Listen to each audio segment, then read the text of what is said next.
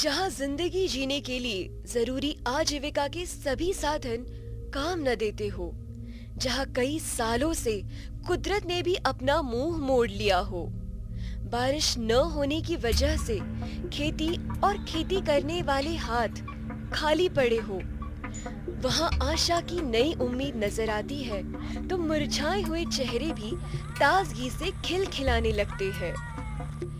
नाशिक जिले के सिन्नर तहसील का दक्षिणी इलाका कई सालों से सूखा और अकाल से जूझ रहा है। ऐसी परिस्थितियों में गरीब मजदूर लोगों को रोजगार कहां से मिले और गुजारा कैसे करे, यह हर दिन एक समस्या बनी है। ऐसी स्थिति का सबसे बुरा असर पड़ता है औरतों और बच्चों पर, जिनको सभी तरह की विकास प्रक्रिया से वंचित रहना पड़ता है। यहाँ भी ऐसा ही कुछ नजर आता है। रोज उठायचं, हा बांध कुदायचा तो बांध कुदायचा, काम करून बी काय काय मजूर काय म्हणते, आय उद्या ये पैशाला, परवा ये पैशाला, असं आहे. आणि 100 रुपये रोजाच्या पुढं रुपये देते नाही आम्हाला. इळमाळं काम करून खूप घ्या त्याच्यामुळं मग या शेळ्या बकरा आपण केल्या. 4 वर्षाचा दुष्काळ काहीच नाही, ते नाही म्हणून आम्हाला जोडधंदा म्हणून घ्यायचं. 10 माणसं आहे आता, शेतीत तर काहीच उत्पन्न नाही, काम सुद्धा नाही आम्हाला काही. मजुरीला जाणं, मजुरी नाही. तसं हे आपलं घरचं आहे बा, असं रानावर जरी हिंडून आणल्या, थोडे जरसे गहू मऊ घातले, पाणी पाजल्या, त्या जागावल्या सांभाळल्या आपण चांगल्या, तर त्याच्यापासून फायदा आहे आपला. युवा मित्र संस्था ने अकाल के कारण हो रहे विपरीत परिणामों का खास करके महिलाओं पर हो रहा असर का अध्ययन करना शुरू किया तो सामने आया हर एक गरीब, पिछड़े और भूमिहीन वर्ग की महिलाएं खुद की 2-4 बकरियां पालती है, जो ऐसे बुरे हालातों में उनका खर्चा निकालने के लिए सहारा देती है। हा मीच जाते शेळ्या वळाया. हा पळायला आल्या किती पळाते त्या, खायला नसले होते त्यांना.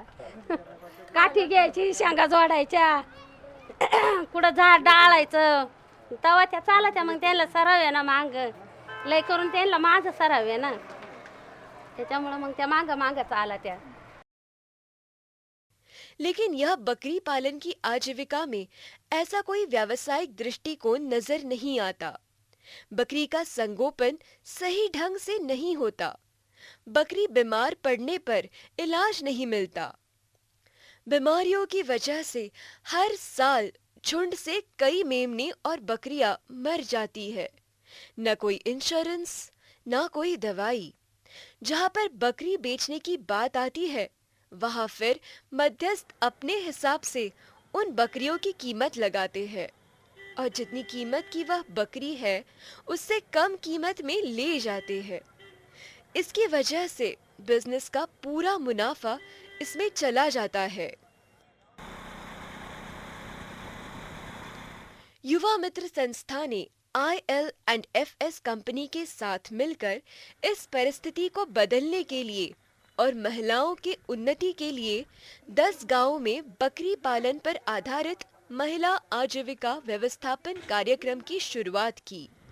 इस कार्यक्रम के माध्यम से दबे पिछड़े वर्ग, विधवा और परित्यक्ता महिलाओं को संगठित करने के लिए संस्था के कार्यकर्ताओं ने शुरुआत की और 5-5 महिलाओं का जॉइंट लायबिलिटी ग्रुप JLG बनाया और उनकी बकरी पालन व्यवसाय के ऊपर क्षमता वृद्धि के लिए 3 साल के परिपूर्ण परियोजना बनाई, जिसका सबसे पहला मकसद था बकरी पालन को व्यावसायिक दृष्टि से आगे ले जाकर अभी जो परिवार की सालाना आमदनी 17 से 18 हजार है, उसे बढ़ाकर कम से कम 1 लाख तक ले जाना।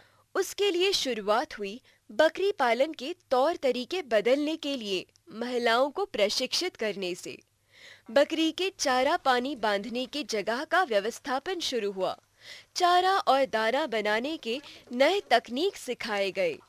बीमारी से बकरियों का बचाव करने हेतु संस्था के माध्यम से पशु वैद्यकीय सेवाएं मुहैया दी जाने लगी। 103 ताप आहे याला. मग त्याला काय करावं लागेल? बरं इंजेक्शन वगैरे द्यावं लागेल काही, आणि काही गोळ्या आणावं लागतील बाहेरून. बरं.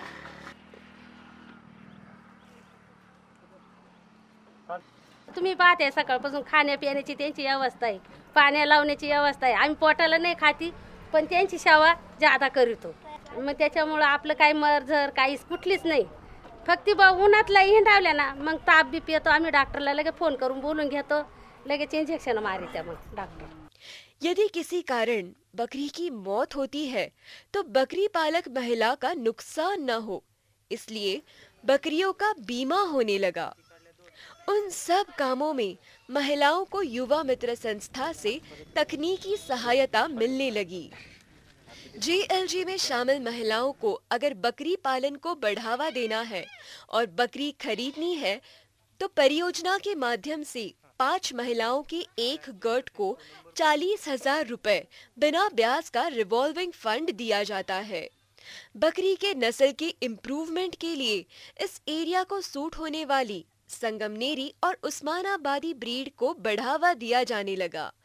अच्छी गुणवत्ता और सेहतमंद बकरी जेएलजी के महिलाओं को दिए जाने लगी। जहां परियोजना में शामिल होते वक्त 2 बकरियां थी, वहां आज वह आंकड़ा 5 से 7 तक पहुंचा है। इस पूरी प्रक्रिया से महिलाओं का आत्मविश्वास बढ़ने लगा है। जहां घर से बाहर जाने की आज़ादी उनको नहीं मिलती थी, वहां आज वो खुद बाजार जाकर बकरी खरीदने और बेचने का काम करती है।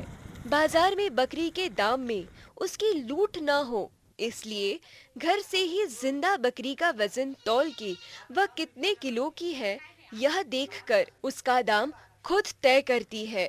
उस बात से उसको अधिक मुनाफा मिलने लगा है। बकरी पालक महिलाओं को इकट्ठा करने, उनकी बार्गेनिंग पावर बढ़ाने के लिए नाबार्ड की मदद से सावित्रीबाई फुले बकरी पालक उत्पादक कंपनी लिमिटेड कंपनी गठित हुई।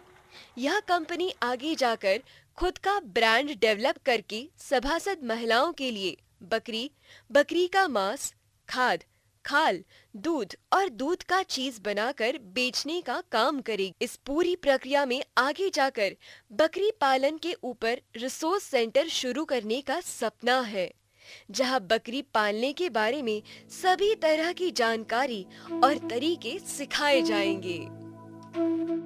मग शाळेचे नाव एकीचं नाव गवळी, एकीचं नाव राणी, एकीचं नाव तानी, एकीचं काळी, एकीचं टिक्की, शिरकंडी, भांडी, लाडके आहे त्या मावाल्या. बकऱ्याचे नाव ठेवले, एकाचं नाव तिऱ्या ठेवले, एकाचं खांड्या पांड्या.